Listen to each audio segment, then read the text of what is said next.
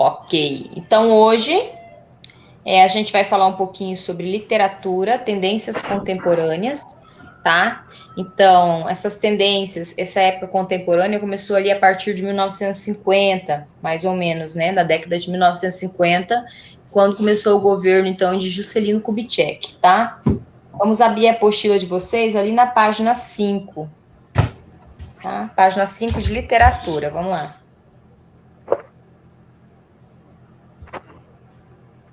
Então, na década de 1950, no Brasil, então ele foi marcado pelo crescimento econômico, início das indústrias, início também dos avanços tecnológicos na imprensa, porque surgiu as televisões, tá?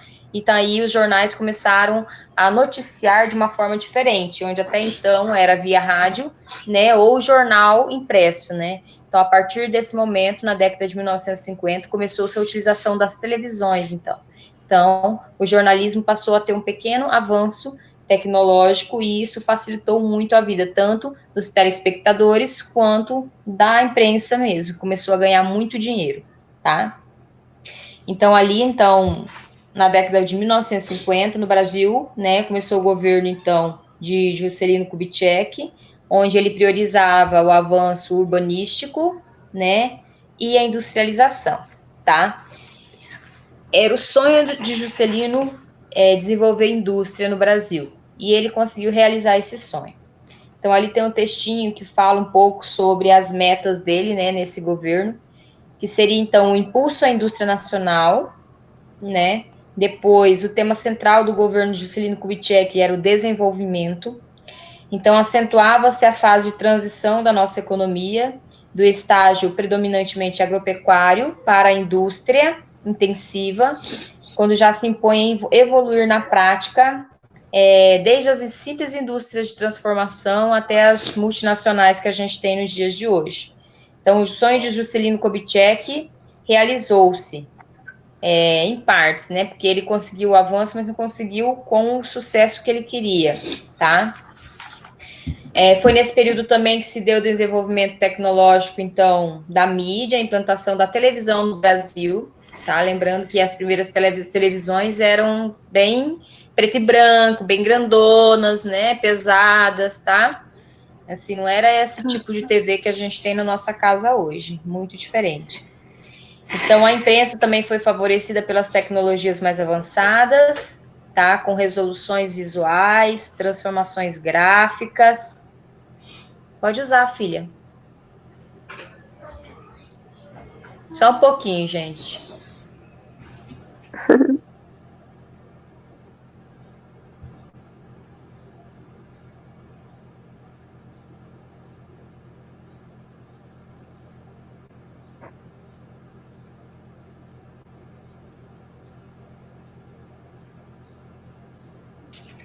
Então, continuando aí, né? O avanço tecnológico da mídia também influenciou, sobretudo nas artes, na poesia, tá? Esse período utilizou muito a questão da prosa, da poesia. E a gente vai voltar a falar um pouquinho sobre Clarice Lispector, tá? Que a gente falou no final do bimestre passado, certo? Aí depois na página 6 ali, nesse contexto, então, falando sobre avanço da indústria e avanço tecnológico, né? O avanço nas artes visuais, nas artes gráficas, que surge, então, as possibilidades poéticas, tá? Como a poesia concreta. Aí no conteúdo de conexão, né? Aí tem arte. Thaisa, lê para mim. Você tá com apostila ou não, né, Thaisa? Eu peguei já, prof. Pegou? Então vai lá, lê para mim Uhum. aí. Arte, página 6. Arte? Tá Isso. bom. No início, a televisão não tinha videotape. Não havia recursos técnicos como os atuais, e os programas eram feitos ao vivo, inclusive as telenovelas. Como pouco horário de permanência no ar, em geral às 18 às 22 horas, a programação exibia diferentes gêneros, todos encarados com extrema serenidade de realização. Um deles, o teleteatro, foi o mais significativo laboratório do surgimento de uma língua dramática televisiva. Importantes obras nacionais e estrangeiras eram exibidas com excelentes níveis de adaptação e interpretação. Os cenários eram mais inventivos que ricos, e os figurinos eram trazidos pelos próprios atores, que adaptavam ou alugavam roupas para suas encenações. Os programas de entrevistas ou debates tinham esquemas mais livres, como era ao vivo. O tema era comentado não só entre os participantes convidados, mas entre os telespectadores que telefonavam à emissora, intervindo com perguntas e opiniões.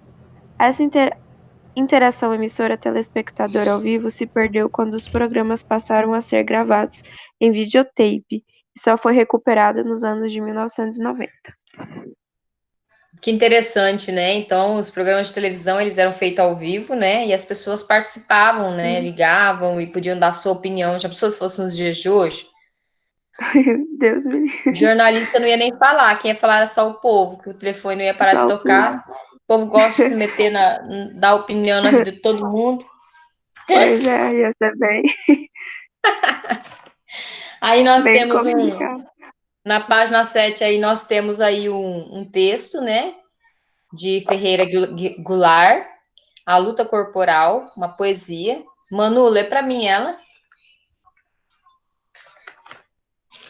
Pera, ela começa. Ah, tá certo. Página 7. Aos trabalhos e há um sono inicial.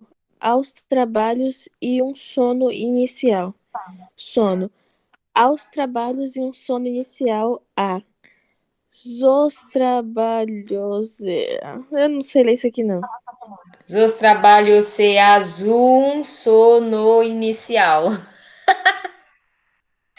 Que Vai. horror. Cristais da ordem. Três malham. Não te pergunto, espio. Máquina extrema. Canto, pobre. Língua, onde sóis da paz. As mortalhas de raiva acesas nas estradas. Pobre língua, viva. Canto, pó. Nos dar as chamas dum exato vácuo. Vocabular. Entendi nada. Vocês percebem que há uma mistura de palavras, tá?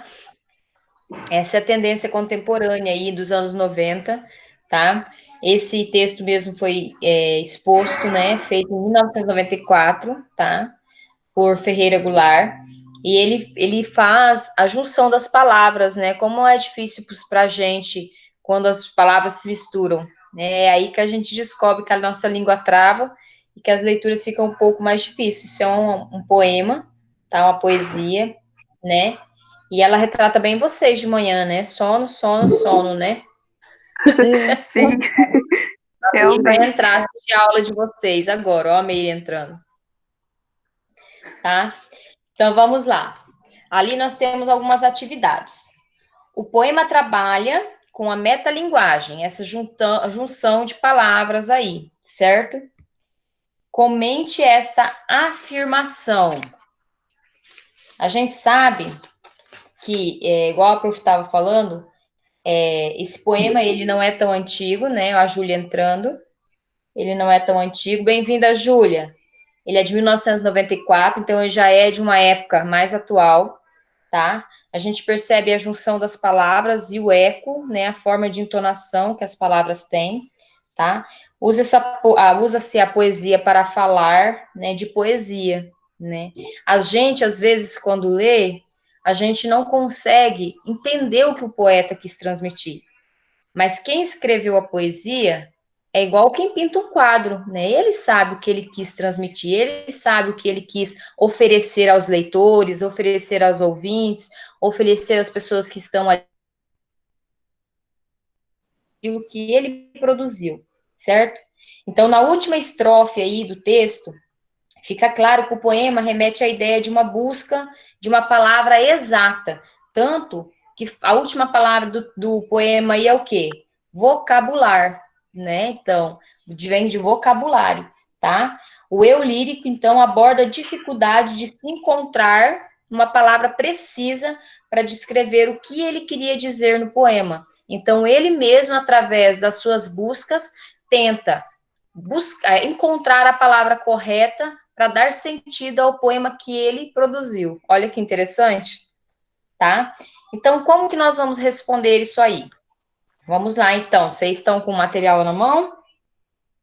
Sim. Então, vamos lá. Então, o poema aborda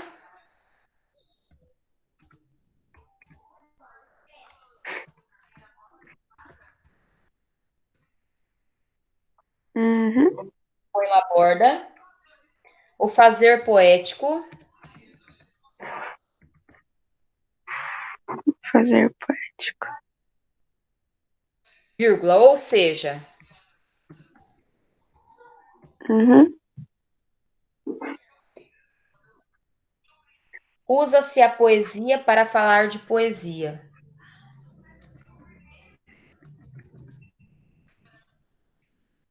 Poesia para falar de poesia?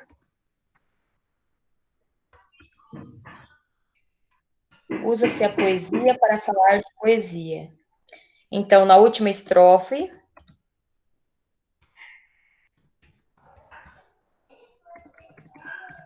Aham. vírgula, fica claro que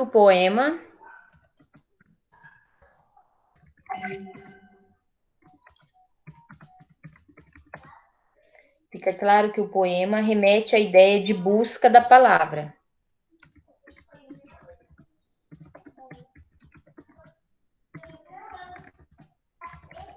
De busca da palavra exata. Ok? Seria isso a resposta, tá? A prof colocou lá no chat e depois, se vocês precisarem, tá lá, tá bom? Ok. A2. Pode-se dizer que, nesse poema, a linguagem foge à organização comum do discurso? Sim, né? Com certeza. Né? Então, sim, neste poema, a linguagem realmente foge do que se é esperado pelo discurso aí. Então, vamos lá. Por quê? Pois o poema Uhum. pois no poema, tá? Desculpa. No poema Tá bom. Aparece.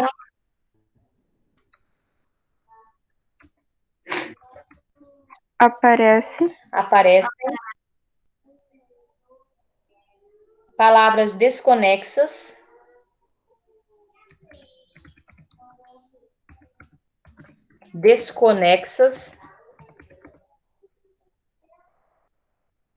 ideias soltas,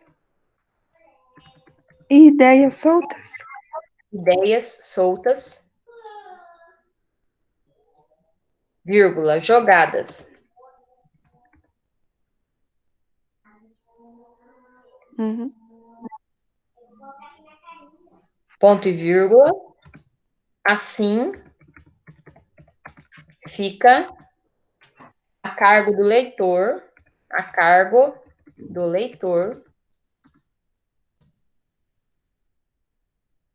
completar as possíveis ligações.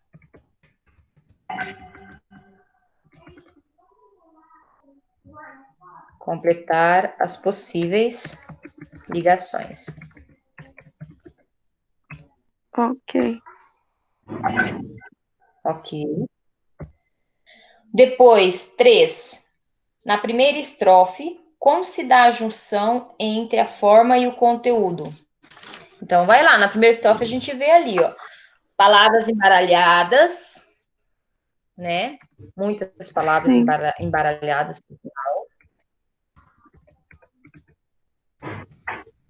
Palavras embaralhadas, Uhum. dispersas de forma aleatória,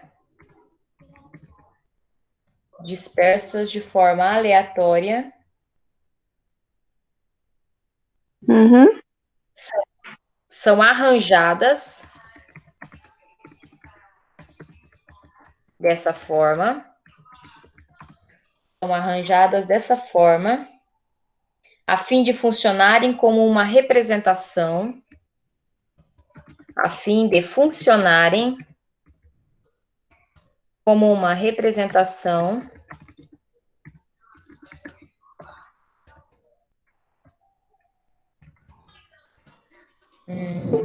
do conteúdo. Olha o Gabriel. Olha, Eu estava. Ai, eu perdi aqui, eu acho. Vou acho que é digitar conteúdo. novamente. A Gabriel, bem-vindo, viu? Você fez eu cancelar minha resposta. Bem-vindo. Nós estamos na página 7, respondendo as atividades. Vou colocar aqui de novo. Parei aonde aí, Thaisa? Eu acho que é conteúdo, prof. A fim de funcionar o Conteúdo. conteúdo. Ponto final. Eu vou só digitar lá novamente aqui embaixo, tá? Tá bom. Só um minutinho.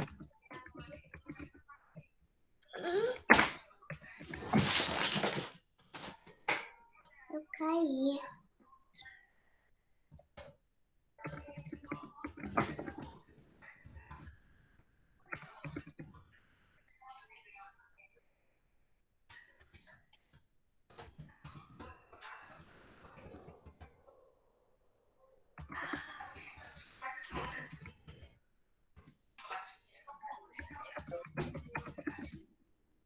Pode conversar, gente.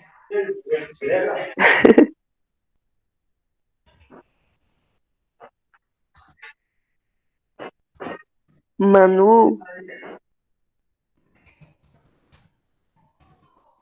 E Cadê o aí? Luiz na rua? Eu acho que ele tá trabalhando, professora. Ah, Porque ele tá. trabalha de manhã inteira. Eu acho que ele tá muito ocupado hoje. Beleza, coloquei lá então, tá? 1, a 2, a 3 lá no chat, tá? Poesia. Gabriel, dá um oi aí, você entrou e ficou quietinho.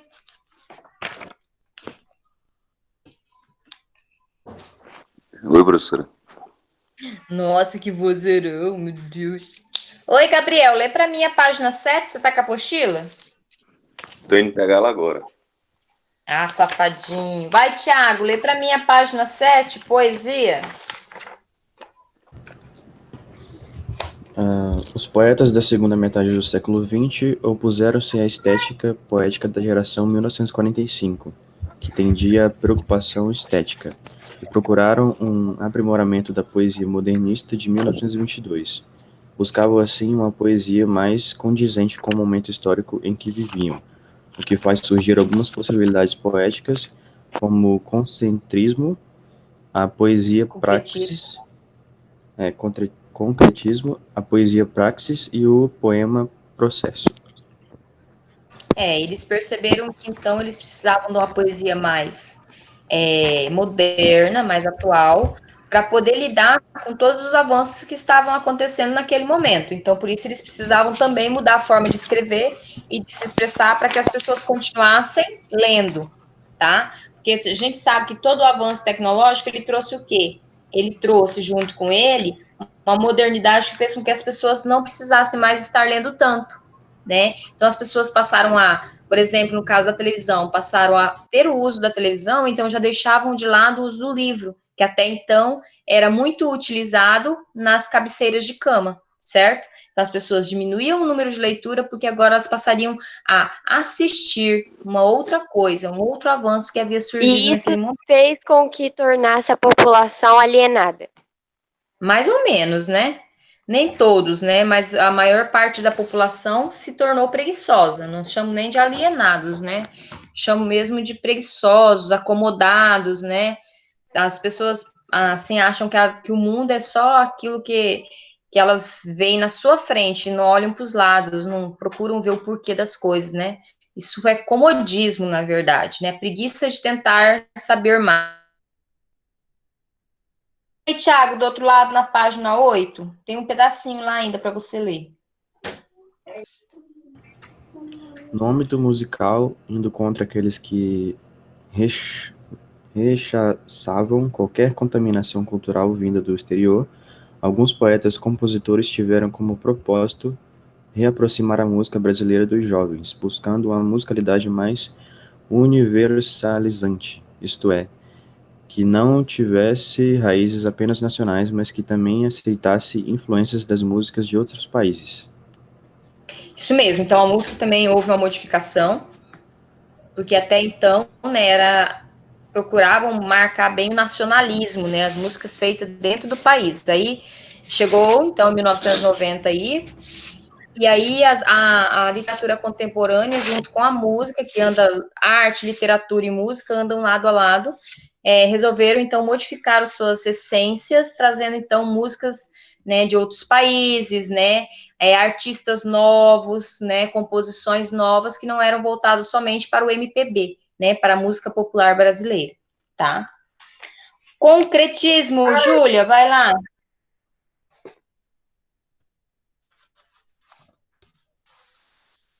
Júlia Toledo Sartori.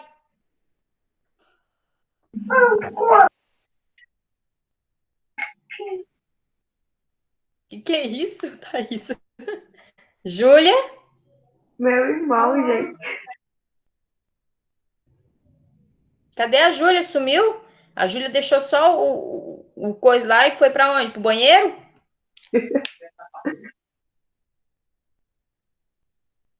Gabriel tá sem aposto. Manu, lê para mim então concretismo.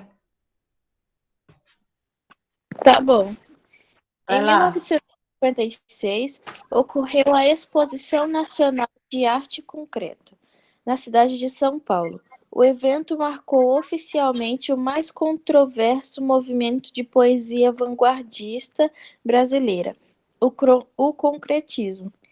O grupo de intelectuais que encabeçou o movimento, formado principalmente por Décio Pignatari, Haroldo de Campos e Augusto de Campos, ligado à cidade de São Paulo, propunha a desintegração total do verso e a valorização de aspectos.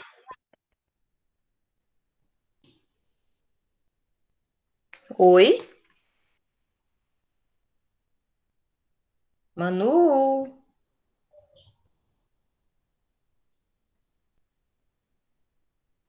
que aconteceu? Caiu? Peraí. Será que a internet dela caiu? Acho que sim, prof. Então vamos lá. O grupo de intelectuais que encabeçou o movimento, formado principalmente por Décio Pignatari, Haroldo de Campos e Augusto de Campos, ligado à cidade de São Paulo, propunha a desintegração total do verso e a valorização do aspecto gráfico-visuais, aproximando assim a poesia do pictórico. O concretismo é, portanto, uma estética que rompe com o verso, a unidade tradicional do poema, e trabalha não apenas com a palavra, mas com a ideia de movimento e sonoridade. Então, as palavras não são escritas de forma formal, né? Elas são aleatórias, tá? Na sua estrutura, além de outros elementos não verbais, né? Então, eles usavam também elementos visuais para esse tipo de arte, os quais conferem significação aos poemas. O aspecto visual assume, assim, o ponto alto dessas produções, ou seja, na poesia concreta, a forma gráfica prevalece sobre a ordenação sintática do poema, tá? Ela não tem uma forma determinada, certo? Ali do outro lado ali, ó, vocês, só para a gente ter uma ideia ali, se vocês virar para a página 9, atividade número 1, interpretação de texto lá, ó como que é o poema. A estrutura dele que é diferente, ó. Então, as palavras, elas são aleatórias e, às vezes, eles usavam até imagens para fazer processo visual, tá? Ok, então, vou ver o que mais importante aqui. Eu não vou ficar lendo tudo, viu, gente? Tá, conclui-se assim que os autores do final do século XX propunham um experimentalismo poético que seguia os seguintes princípios: a abolição do verso tradicional, ou seja, aquele desenho tradicional de poesia iria sumir, sobretudo com a eliminação de laços sintáticos, preposições, conjunções, pronomes, gerando uma poesia objetiva, concreta, feita quase somente de substantivos e verbos, tá? A ação e a pessoa da ação. Exploração da linguagem necessariamente sintética e dinâmica, ou seja, uma linguagem fácil e direta. Utilização das paronomásias, palavras e sons semelhantes, mas com significados diferentes. Então, aquelas palavrinhas que parecem ser escritas iguais, mas têm significados diferentes. Neologismos, estrangeirismo, separação de prefixo e sufixo, repetição de certos morfemas, valorização da palavra solta, som, forma visual, carga semântica, que se fragmenta e recompõe a página. A transformação do poema em objetivo visual, valendo-se do espaço gráfico como agente estrutural. Uso dos espaços brancos, de recursos tipográficos, etc., devendo ser, em função disso, simultaneamente lido e visto. Então, seria como se existisse uma leitura visual, né, e uma leitura feita, então, das palavras de forma direta. Não tinha, como você escreve um texto, você vai usando, vocês, principalmente quando vão fazendo redação, vocês vão procurando palavras para encher linguiça lá na redação, né, para preencher as linhas, né? Então, nesse tipo de poema, não, as palavras, elas eram diretas, não tinha palavras no meio, preposições, né? Pronomes para poder encaixar uma palavra na outra, não, eram só as palavras mesmo, diretas, normalmente verbos e substantivos. Poesia praxis. Vocês têm, vai ler para mim, Thaisa. Só um minuto, prof. Talvez vai ficar o barulho do carinha batendo, mas é porque tá em obra, tá? Tá, pode falar que a sua voz é bem legível, bem boa de ouvir. Tá bom. Poesia praxe. O manifesto didático do poema praxe. Vai lá, meu filho. O manifesto didático da poesia praxe foi publicado em 1962, na obra de Mário Chamier, Lavra, Lavra, em que estavam algumas premissas básicas do grupo. Os paracristas abertamente cobram o concentrantismo, repudiavam a estrutura matemática do poema.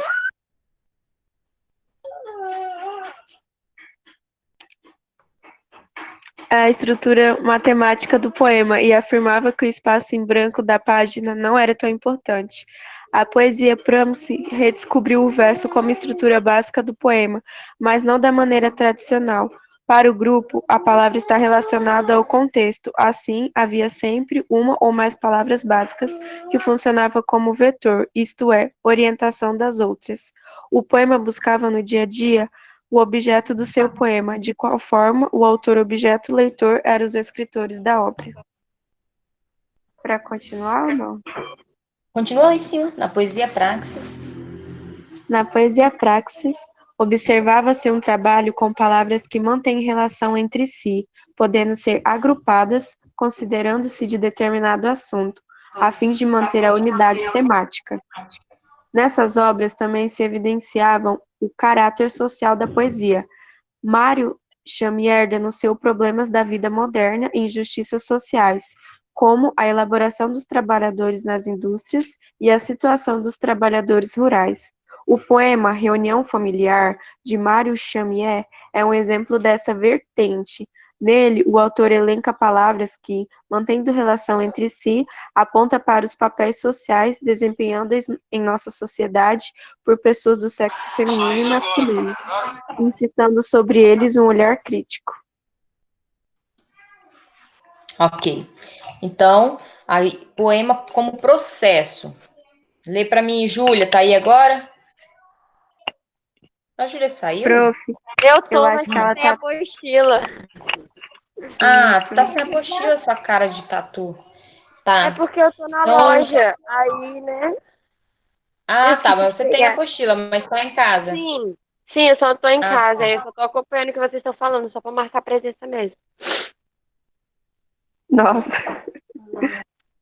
Ah, tá sem apostila, Gabriel, né? É. Manu, quer ler? Será que sabe, professora? Lê pra mim pra terminar esse pedacinho, nós vamos ficar nele mesmo, já é 8h30. Vai lá. O poema Processo foi uma tendência que radicalizou a proposta concretista, lançado em exposições no Rio de Janeiro e no Rio Grande do Norte, em 1967. Utilizava basicamente elementos gráficos visuais. Dessa forma, a palavra no poema passou a ser indispensável. Há, assim, uma recusa à discursividade, ou seja, ao texto verbal supervalorizando os aspectos gráficos. Por essa razão, esse movimento de vanguarda foi muito criticado pelos tradicionalistas. O Poema Código, de José de Arimateia Soares Carvalho, é um exemplo dessa vertente. Tá. Então, esse poema Processo seria como se fosse uma continuação. Uma palavra seria parecida com a outra no mesmo tom, né? Com rima, e aí essas palavras juntas, ou esses pequenos trechos juntos, formariam a mensagem do poema. É como se fosse um processo de montagem do poema, tá? Então, ali nós temos a atividade na página 9 e 10. Vamos lá, vou ajudar vocês, né? Se não der tempo da gente fazer geografia hoje, na próxima aula a gente faz só geografia e deixa literatura, tá? Mas vamos finalizar isso aí para não ficar pendente. Eu estou tentando melhorar aqui a questão da claridade. Vamos lá. Estão me vendo aí? Sim. Está, a claridade aqui tá ruim. Muita claridade. Deixa eu ver se eu venho mais para cá. Aqui ficou melhor. Vamos lá, então. Na número 1. Leia e observe a seguir o poema Tensão, de Auguste Campos, desculpa, tô pensando lá no sociólogo Auguste Conte.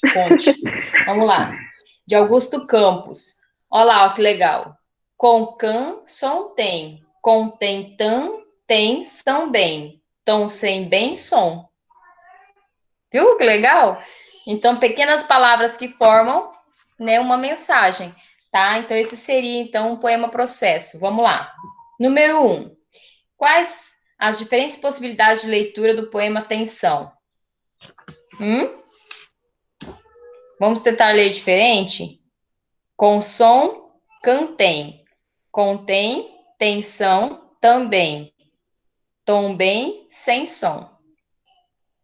Viu? Que legal. Então, você não precisa ler ele na ordem que ele está. Você faz a sequência da leitura do poema, entendeu? Isso faz com que ele tenha vários significados no mesmo poema, né? Várias formas de você ver o mesmo poema, né? De você conseguir interpretar o mesmo poema. Então, vamos responder a um lá, tá? Vou colocar aqui de novo no chat as respostas, tá? Vou colocar a página, que daí depois, quem tá aí sem apostila pode estar pegando aqui as respostinhas. Número 1, vamos lá. Quais as diferentes possibilidades de leitura do poema Tensão? Então, há várias direções. Vamos lá. Há várias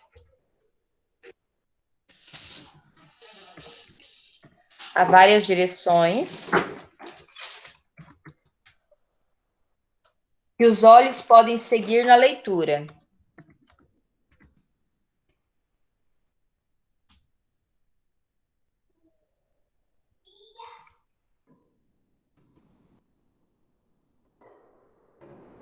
Várias direções que os olhos podem seguir na leitura.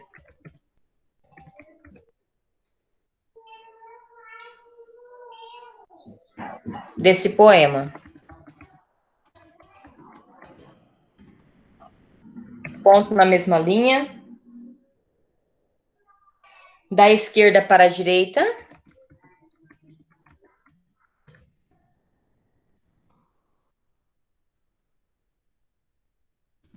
Vírgula. Da direita para a esquerda.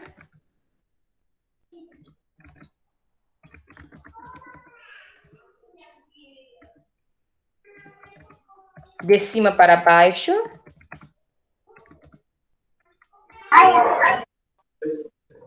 e de baixo para cima.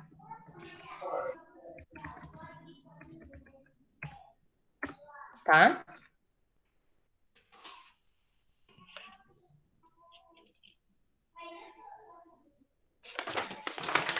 Página 10. Além da linguagem verbal, caracterizada pela palavra, que outras linguagens estão presentes no poema? A gente percebe, então, a linguagem visual, né? Então, vamos lá. Porque você pode mudar a ordem, então você pode estar fazendo isso que visualmente você muda a ordem das palavras. Então, linguagem verbal, que é a normal, né? Verbal, vírgula, visual, vírgula, gráfica e sonora. Cada vez que você vê ele de uma forma diferente, ele tem sons e significados diferentes. 3. É possível afirmar que o poema transmite a ideia de movimento? Justifique, com certeza. Né? A partir do momento que as palavras podem ser, né? As palavras podem ser ditas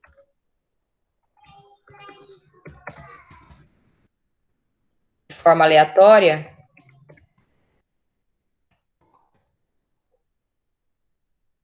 isso faz com que sintamos a sensação de movimento nas palavras. Então, a partir, eu falei tão rápido, meu cérebro do momento. Tá, eu vou ler aqui, gente, é porque eu tô digitando, é porque eu tô dando a resposta, e aí essa resposta é pessoal minha, e vocês podem fazer diferente se vocês quiserem aí, tá? A partir do momento que as palavras podem ser ditas de forma aleatória, isso faz com que sintamos a sensação de movimento nas palavras, tá? Ok. Postado. Essa daí, ela é pessoal, tá? Então,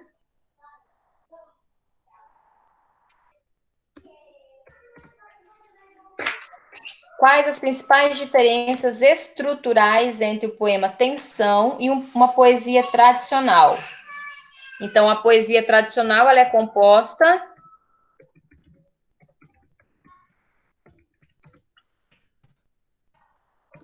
de versos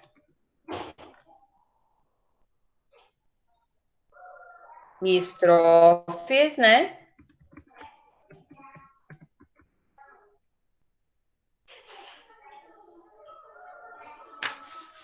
De versos e estrofes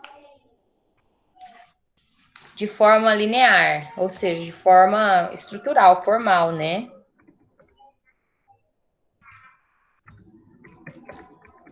Vírgula, enquanto o poema Tensão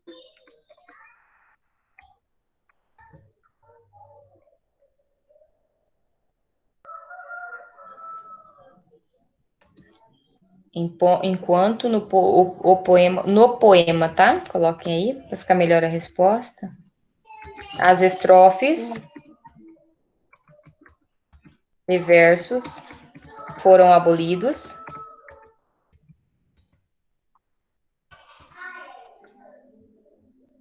Os elementos são dispostos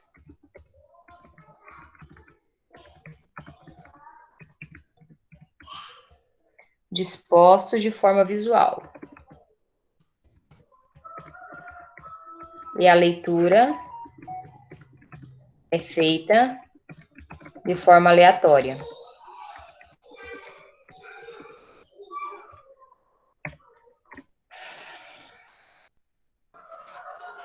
Ok?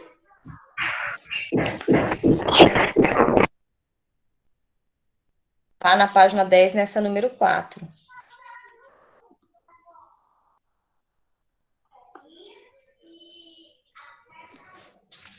Tá? Aí a gente vai para a geografia, nós vamos dar uma pequena pincelada lá, porque não vai dar tempo hoje da gente falar muita coisa, falta 20 minutos aí para as 9 horas, né? Mas aí nós vamos fazer uma pequena introdução lá em geografia, tá? Quando vocês estiverem ok com a apostila de geografia, aí vocês me falam. Tá bom.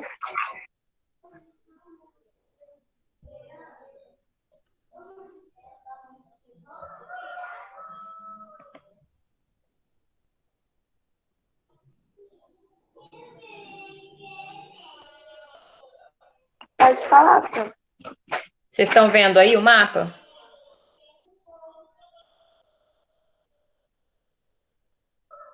Vocês estão vendo aí? Sim. Sim. Ok, beleza, então. Então, a gente vai falar, o nosso conteúdo é continente africano, tá? A gente vai começar a falar um pouquinho, a gente já trabalhou sobre o continente africano alguns anos atrás aí, a gente vai, não sei se era no 9º ano que nós trabalhamos com o continente africano, nós vamos retomar agora, então, esse conteúdo, tá? Continente africano. Então, nós temos o mapa aí da localização continental, estamos vendo todos os continentes aí, né, as Américas, aí nós estamos vendo a Europa, a Ásia, que formam juntos a Eurásia, estamos vendo a África, a Oceania. Tá com a apostila? Aham, geografia. Ok, e Antártica. Então, vamos à sequência. Ali fala, então, que o continente africano, ele possui 30.272.922 quilômetros quadrados, é o terceiro maior continente da Terra, tá? Ocupa 20,3% das terras emersas, e fica atrás da Ásia e da América, né, que são os dois maiores aí.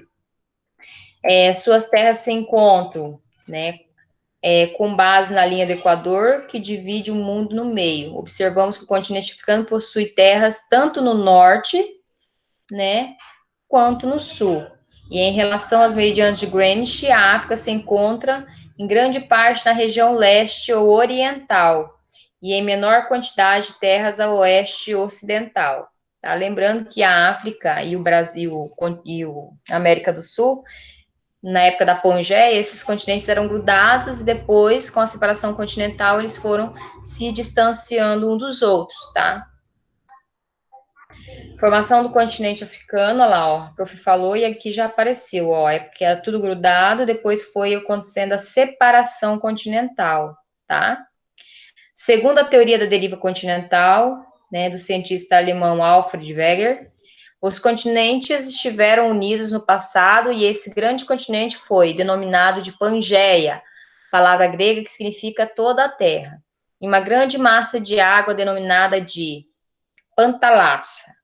E devido à movimentação das placas no assoalho oceânico, essas massas de terra foram se separando, formando os continentes que conhecemos hoje, tá? Mais ou menos 400 milhões de anos atrás, e essa aqui na separação há mais ou menos 225 milhões de anos. Formação do continente africano. Aí houve aqui, ó, a deriva continental, separação dos continentes, né? E aí eles foram se distanciando, olha só. Se você perceber, ó, essa parte da África encaixa certinho nessa parte aqui da América do Sul, tá? Então, isso aqui é só um molde da deriva continental para vocês verem como ficaram, então, os continentes hoje. O tamanho e a localização da África. Em média, 80% da África se encontra na região intertropical da Terra, ou seja, localiza-se entre o Trópico de Capricórnio, que se encontra ao sul do Trópico de Câncer, ao norte. O restante do continente se encontra nas regiões temperadas, tá? Nós sabemos que, apesar de uma climatologia até boa, a África tem grandes desertos, né? E isso, alguns deles estão relacionados aos tamanhos e à altura de suas montanhas, que não deixam passar as correntes de ar. Mas a gente vai ver isso aí para frente. Oceanos que banham a África. Ó, nós temos ali o Estreito de Gibraltar, né? Que passa bem aqui assim. Aí temos o Mar Mediterrâneo, o Mar Vermelho, tá? Canal de Suez, ó, né? O Golfo Éden, Oceano Índico, Atlântico, né? Que essa parte aqui, ó, é aqui para cá no mapa mundi seria então a América do Sul, né? Tá? Então, ele é banhado pelo Oceano Atlântico e o Oceano Índico, tá? Clima. Nós temos aí na África o clima equatorial, né, com temperaturas médias em torno de 25 graus, pequenas amplitudes térmicas anuais e chuva em torno de 2.000 a 3.000 milímetros por ano, né? Então, chove muito aí. Todo o clima equatorial, ele é muito úmido, tá? Então, chove durante quase o ano todo.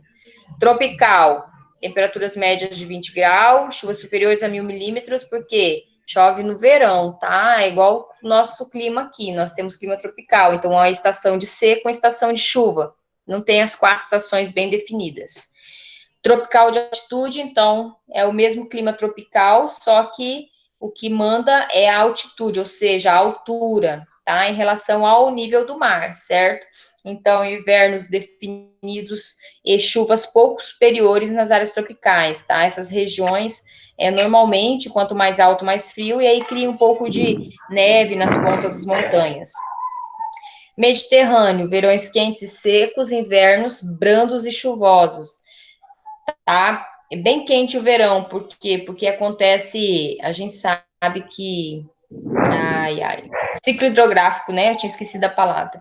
O ciclo hidrográfico acontece sempre nas localidades com maior índice de água, né? E durante o verão, o calor aumenta, por quê? Porque está subindo a vaporização da água, né? Isso faz com que alguns lugares, dependendo do tipo climático, nesse caso, o Mediterrâneo, o calor aumente, então, nos tempos de seca, tá? Semiárido, então, são aqueles lugares que já chove bem pouco, os índices pluviométricos são baixos, tá? Não chega a ser um deserto, mas as chuvas são escassas e as temperaturas muito altas, tá? E o árido e desértico já é aquele clima que quase não existe chuva, mesmo desértico, o deserto chove raramente, né? Às vezes, uma ou 2 vezes por ano somente, tá?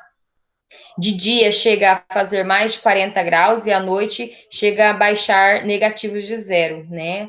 Por conta da queda de temperatura brusca que acontece de dia e de noite.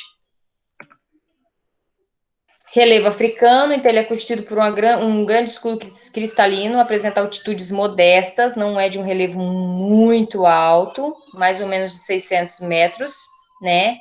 Ao noroeste encontramos a cadeia de montanhas do Atlas, formada por rochas recentes.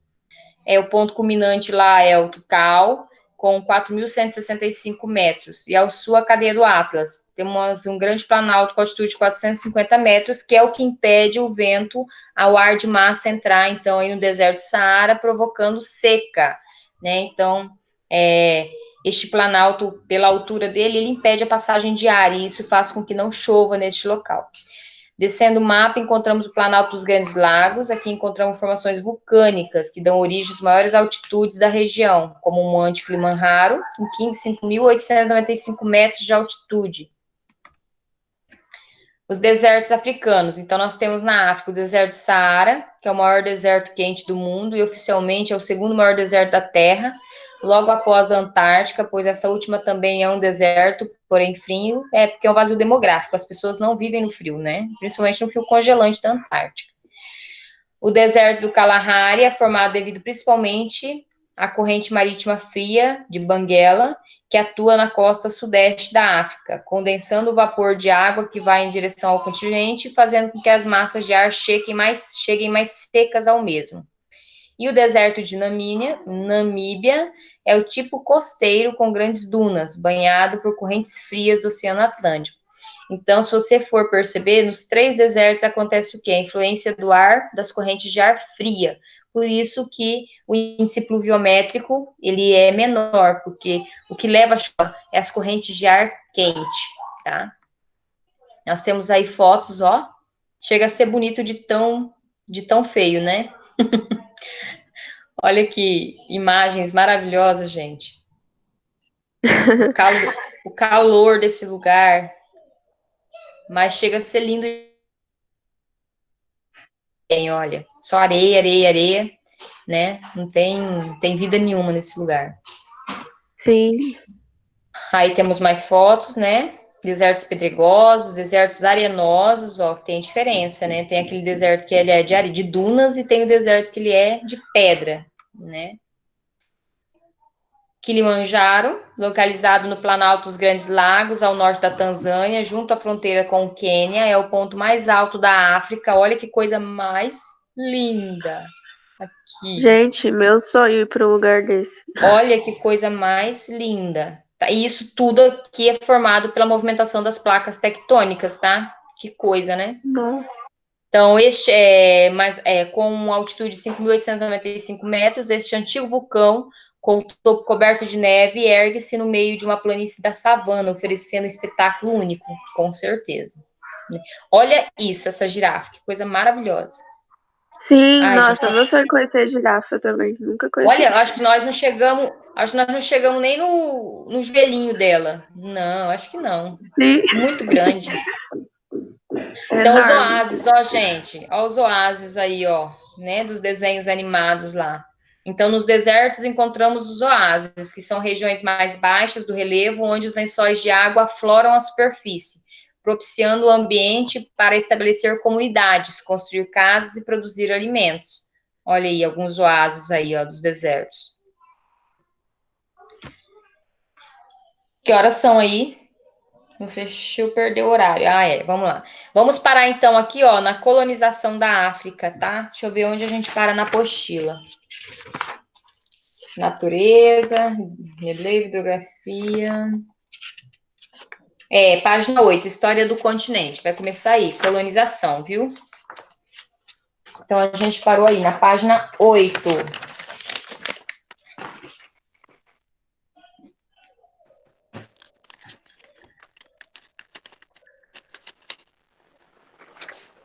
Ok?